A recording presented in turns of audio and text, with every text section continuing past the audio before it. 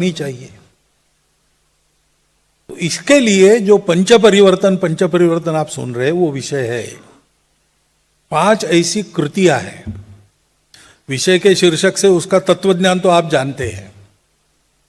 सामाजिक समरसता, कुटुंब प्रबोधन, पर्यावरण, स्वबोध और स्वदेशी, और नियम कानून का पालन।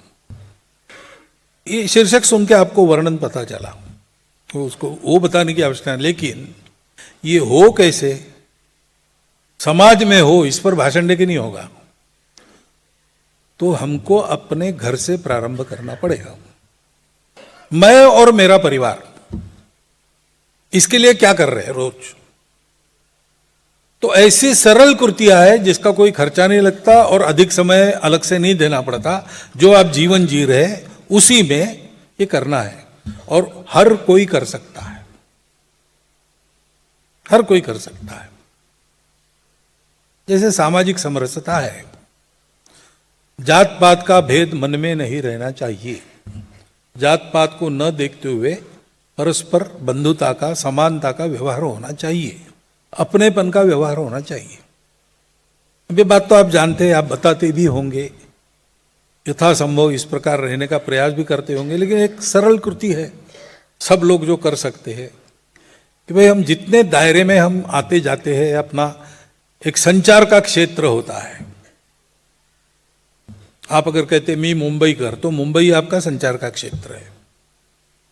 ऐसे क्षेत्र में जितने प्रकार के हिंदू माने जाते हैं, हम तो संपूर्ण हिंदू समाज एक ही समझते हैं। हम पूछते भी नहीं, हमको पता भी नहीं चलता, सालों साल साथ में काम करते हुए भी, कौन किस प्रकार का हिंदू है। परंतु समाज तो मानता है। तो समाज के नजर में जितने प्रकार के हिंदू उस क्षेत्र में है, उन सब में मेरे अपने मित्र होने चाहिए। एक एक मित्र कम से कम हर एक प्रकार में।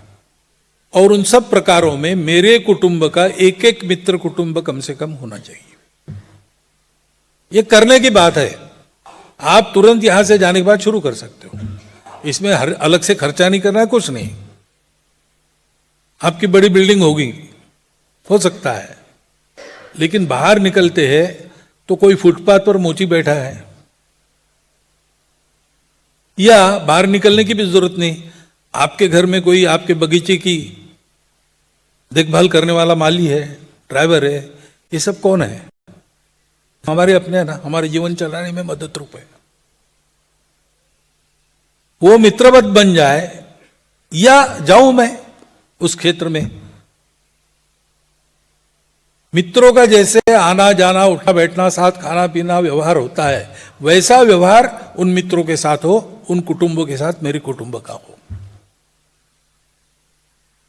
ये करते हैं तो ये प्रत्यक्ष कृति है, सरल कृति है, और समाज को समरसता बताने की जरूरत नहीं पड़ेगी। अनुभव में आएगा कि हमारे साथ भेद विमुक्त आचरण होता है। इसलिए विषमता के दिन थे वो गई, अब समता के दिन है। ये अपने आप आ जाएगा। थोड़ा बढ़ गया, थोड़ा ऐसे लोगों का प्रभाव हो गया, तो समाज की समझाइश करके मंदिर, पानी, स्मशान, 3 जगह सब हिंदुओं को प्रवेश हो। ये हम समझा बुझा के करना, लादना नहीं, संघर्ष नहीं करना। क्योंकि समरसता करने के लिए संघर्ष करेंगे तो और दिल टूट जाएंगे, दूरी बढ़ जाएगी। समझाइश से, समझा बुझा के धीरे धीरे ये करना पड़ेगा। यह है सामाजिक समरसता, पहला परिवर्तन। दूसरा है कुटुंब प्रबोधन। अब आज की पीढ़ी ऐसी हो गई, कल की पीढ़ी ऐसी हो गई, लोगों को आजकल मालूम नहीं अपना देश क्या है वगैरह वगैरह। प्रश्न नई पीढ़ी तो प्रश्न पूछेगी। हमारी आपकी पीढ़ी शायद ऐसी होगी कि बड़ों ने कहा तो आंख मूंद कर देना। अब ऐसा नहीं है, वो प्रश्न पूछेंगे, उत्तर देते बनने चाहिए।